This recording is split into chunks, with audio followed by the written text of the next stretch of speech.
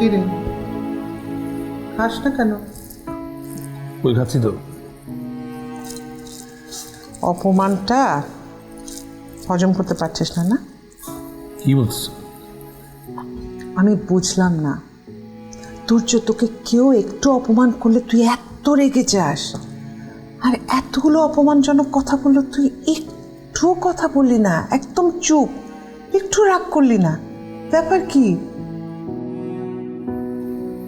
কি বলবো মা, আর ওই মেয়েটা ঋতু, ওর আমি এত উপকার করতে চাই, তো বুঝেই না, খালি ভুল বুঝে আমাকে। তবে যে বোঝাবো, আমার মনে হয় না ভুল ভাঙাতে পারবি, অনেক রেগে আছে তোর উপর।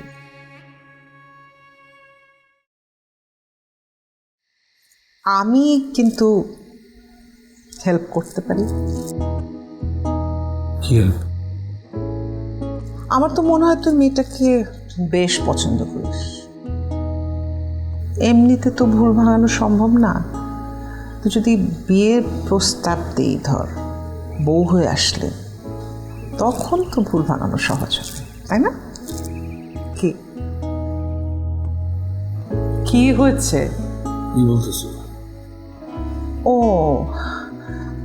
এটা আমার ভুল ধারণা, তুই মেয়েটাকে অত পছন্দ করিস না। না, তাইলে অন্য মেয়ে দেখবো। বিয়ের তো বয়স হয়েছে, তো বিয়ে দিতে হবে না? ওরই পছন্দ। তা আমি তো বুঝছো না, মিষ্টিভাবে কথা বলতে পারি। আমি কি কি জানি বলি, কি কি করি, ও উল্টা আমার ভুল বুঝে খালি। আমি কি করবো বলো না? যা যা, খা খা, খাওয়া বন্ধ করার দরকার নেই, আমাকে একটু প্ল্যান করতে দে, বললাম তো হেল্প কর। ইউর গ্রেট, সত্যি। হয়েছে, আমি খাওয়াই দিব। না, খুব মজা হয়েছে।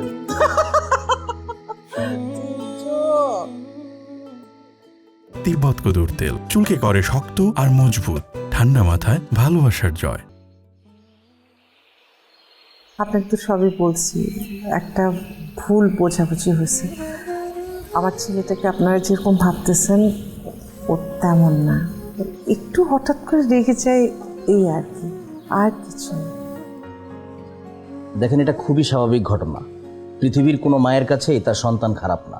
আর এটাও তো সত্যি যে আমার বোনকে এখানে বিয়ে দিতে নিয়ে আসেনি, আমি পড়াশোনা করাতে নিয়ে এসেছি।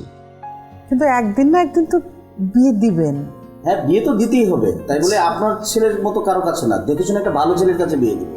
আমার ছেলে তো ভালো, ও পড়ালেখা অনেক ভালো ছিল, আচার ব্যবহার স্বভাবে সব দিক থেকে ভালো। তাই বলে রাস্তায় গুন্ডামি করে বেড়াবে? সব সময় কেমন করবে? দিন তো পাল্টাবে, বিয়ে শাদী করলে চাকরি বাকরি করবে, ব্যবসা বাণিজ্য করবে, দায়িত্ব থেকে পাল্টাবে না? হ্যাঁ, তখন নতুন বউ এসে আপনার ছেলের দায়িত্ব নেবে। জি, বুঝলাম না। বুঝবেন কি করে? বড় লোকের বখাটে ছেলেদের বাবা মায়েদের একটাই চাওয়া, একটা বিয়ে করাবে, নতুন বউ এসে তার ছেলেকে মানুষ করবে, এবং আপনার কথাবার্তাতে তাই বোঝা যাচ্ছে। আপনি তো আবারও আমাকে ভুল বুঝলেন। না না, ভুল বোঝার কিছু নেই, এই ব্যাপারে আমি আর আপনার সাথে কথা বলতে চাই না। আমি তো অনেক আশা নিয়ে আসছিলাম।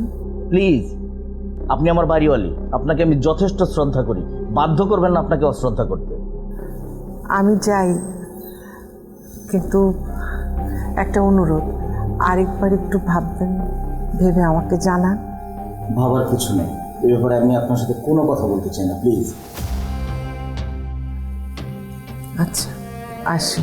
কিছু খেয়ে যান।